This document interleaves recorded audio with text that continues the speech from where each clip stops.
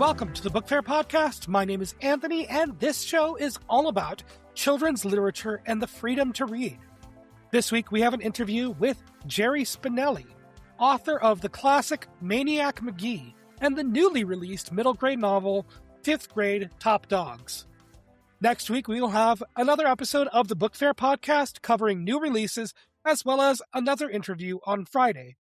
Make sure to follow the podcast wherever you are currently listening to stay up to date on the latest news in children's literature. Now, let's begin with this week's interview. Hello, Jerry. How are you doing today? Yes, Anthony, how are you? I'm doing really good. Thank you so much for being here today. Can you start us off just by introducing yourself for the audience and the book that we'll be discussing today? I'm Jerry Spinelli, and my 39th book came out yesterday, and it's from Scholastic, the publisher, and it's called 5th Grade Top Dogs. And this is a sequel to an already established franchise, the first two books being 3rd Grade Angels and 4th Grade Rats. Can you talk a little bit about the series as it already exists and what this new installment means going forward? Yeah, the whole thing started some years ago when I was between books and wondering what I was going to work on next. And it just popped into my head, a memory of a chant that we used to say in the playground during recess in grade school. 1st grade babies, 2nd grade cats, 3rd grade angels, 4th grade rats. And that last line just struck me. One thing a writer knows is titles. And I'm saying to myself, good grief, there's a title if I've ever heard one, 4th Grade Rats. And so I literally got out a piece of plain paper and wrote it on the top of the paper. The earliest moment during the whole process that I had ever written a title. And then I had to stop for about a month to figure out a story to go with the title. And the result was a book that's done very nicely called 4th Grade Rats. And then I was prevailed upon some years later to do another one of that chant, and I did 3rd Grade Angels. More recently, my wife Eileen encouraged me to get back into that series. I did not want to go down to 1st and 2nd grade. That's more picture book territory. And so that left me with moving up to 5th grade, which is not covered in that schoolyard chant. And so I had to make something up, and I figured, well, 5th graders, they're at the top of the heap these days, it seems, in grade school. When I was going, it was 6th grade. And so let's make it 5th Grade Top Dogs, and there you go. And for the main character, Suds, who was previously an angel, then a rat, and is now going in as a top dog, what exactly did it mean to you personally and for these characters to be the top dog? You know, personally, I don't recall that when I was top dog, it really meant anything to me. I was not connected to that kind of concern, that kind of issue.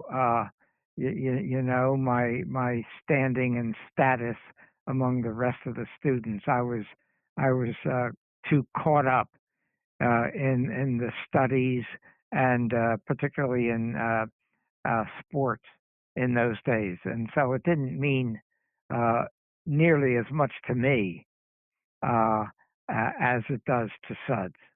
Right, and a lot of what Suds does going into 5th grade comes from this chant and coming up with the title of Top Dogs. And we find that it's his friend Joey who kind of instills a lot of these ideas of what being a top dog is to Suds.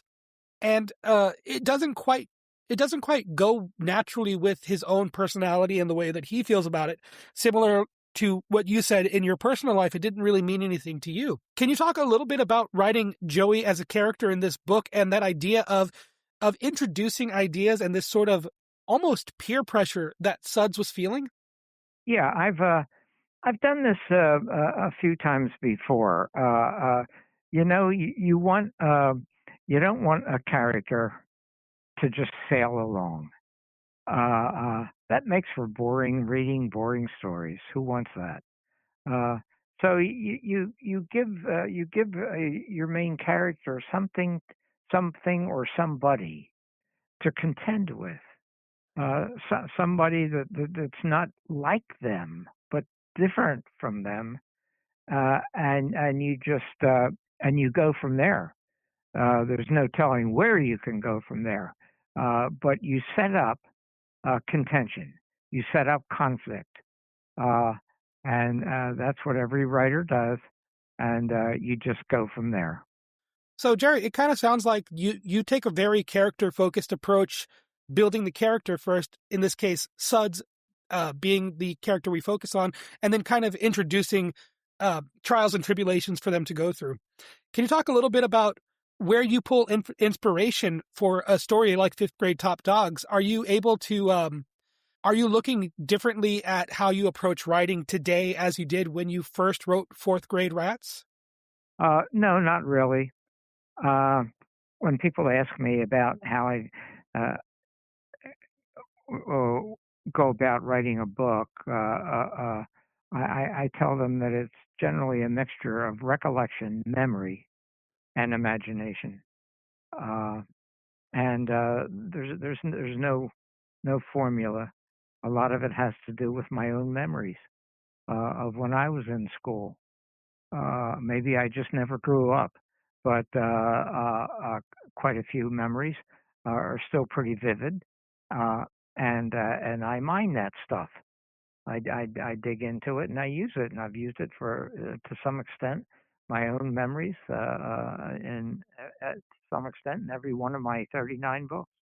Uh, so that gets me started, and then imagination. It's not a word that means an awful lot unless you get specific about it. Uh, uh, but uh, that gives you, that's where the creativity stuff comes into the picture, and you can go anywhere with that. And Jerry, you said maybe I never grew up, and a lot of times writers will, like you said, pull from personal experiences, recollection, and building off of things that happened to them. Can you talk a little bit about your your personal journey with writing books for young readers, especially for for your career where you've written, as this is your 39th book, writing for young readers, and how it is that you connect with the audience, and kind of how you're able to put forward stories that hopefully connect with these young readers. Um, I, I don't mean to sound kind of overly clever, uh, but in fact, I think it, if it's true that my stories do succeed uh, with young readers, it may be contrarily because that's precisely what I don't try to do. I like to say that uh, I don't write for kids. I write about them. I don't aim my stories at any particular age level. Uh, what I pay attention to and what guides me is the story itself. I'm just trying to write the best story that I can. Uh, and the way I like to think about it, metaphorically, is that I write the best story I can, and I put it out on the porch like a bowl of milk. And then I withdraw into the house and I peek through the curtains and see who comes to drink the milk. Uh, and that's pretty much my process. I'm not aiming for any particular audience. I'm kind of hoping everybody comes to drink the milk. Uh, uh, I'm writing, as far as I'm concerned, uh, for everyone. The story is the main focus. And Jerry, you said that you're writing not with a specific age group in mind. You're writing about kids and not necessarily for kids. Yes, yes. And with the many books that you've written throughout your career, I know that I personally, one of my formative memories, and probably the second or third book that I remember reading independently that kind of sparked a lifelong love of reading, was Maniac McGee. And Oh, good. today, uh, many of your readers were people who grew up reading your work. And Uh-huh. like you said, you don't write for a specific age group. Do you see uh, different kinds of reactions from readers, be they the young readers just picking up the newer work, or maybe older readers who grew up with some of your previous work, finding things that you've published since they kind of fell out of the middle grade genre? Yeah, it's interesting. I would say, interesting question. I would say there's a similarity um, in in the younger readers and the older readers are saying, in many cases, similar things. You know, it affected me. It changed my life. In some of the nicer letters I've gotten, things like that, which to a writer, that's a dream letter. Your book changed my life. That's what you do it for. That's the real payoff, not the checks in the mail. Uh, and yeah, it's nice to hear that stuff, and it's especially nice since whether I like it or not. In fact, my books uh, uh, do tend to be aimed by the publishers and bookstores in the direction of the younger audience. Uh, so that you know the when the kids uh, grow up and become adults and send me a letter and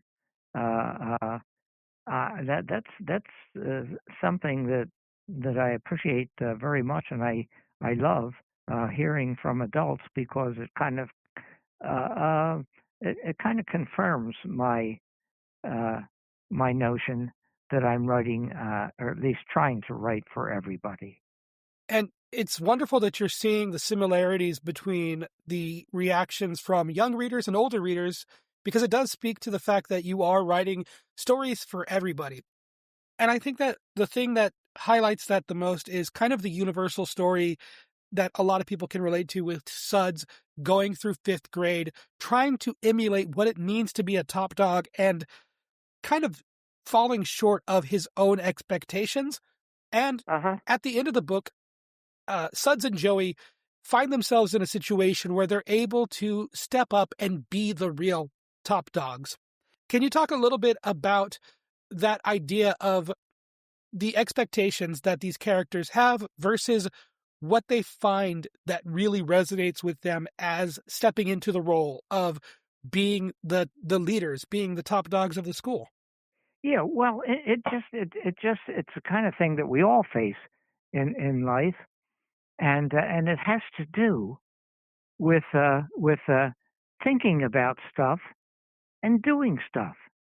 Uh, you know, you can a basketball player can read 100 books about how to be a successful uh, free throw shooter, and can think about it for days and months and years on end.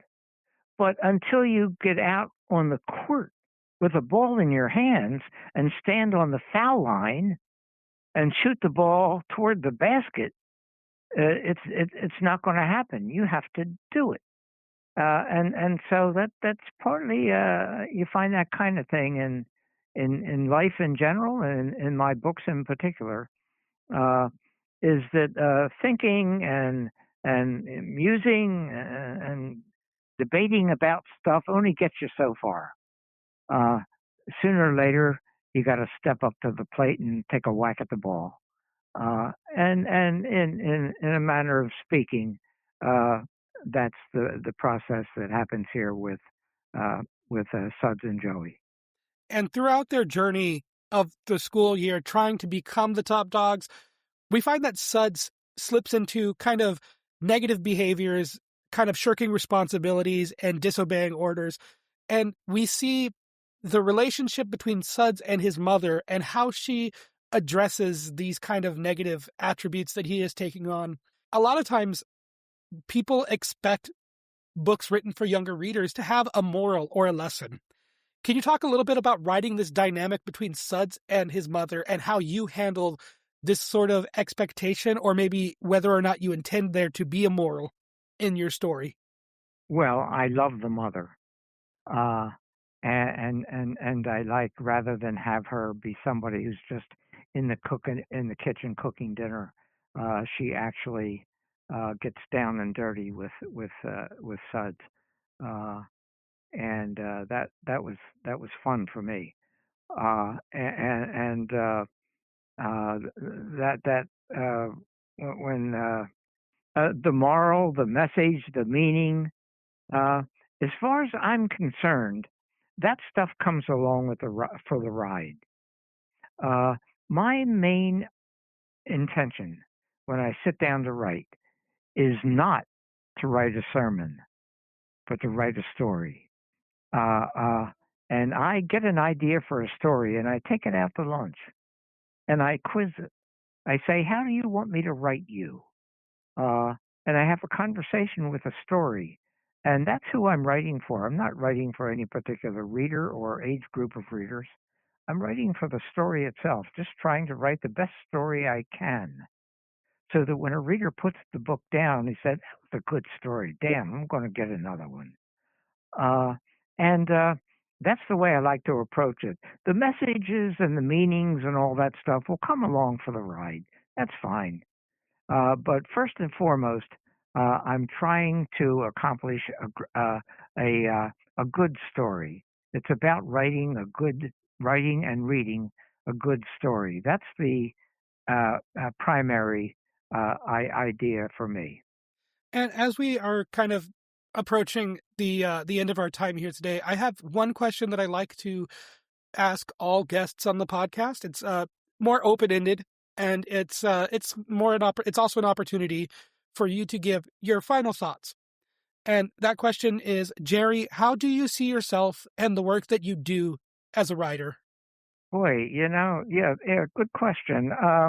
I remember when I decided I wanted to be a writer, and I was very conscious about it in those days. Uh, oh, Doing what I just said you shouldn't do too much of is overthinking it, and that's all I was doing was thinking and thinking and thinking about it. And I decided that as I asked myself, what the heck do I want out of this? What is it I'm trying to achieve? And I decided then, and I never had good reason to change my mind, is that I would like my stories to touch the reader. I can't get much more specific about it than that. It's a feeling kind of thing. You know what I mean. And I would like my stories to touch the reader. That, for me, was the main thing. And I would hope, I would hope that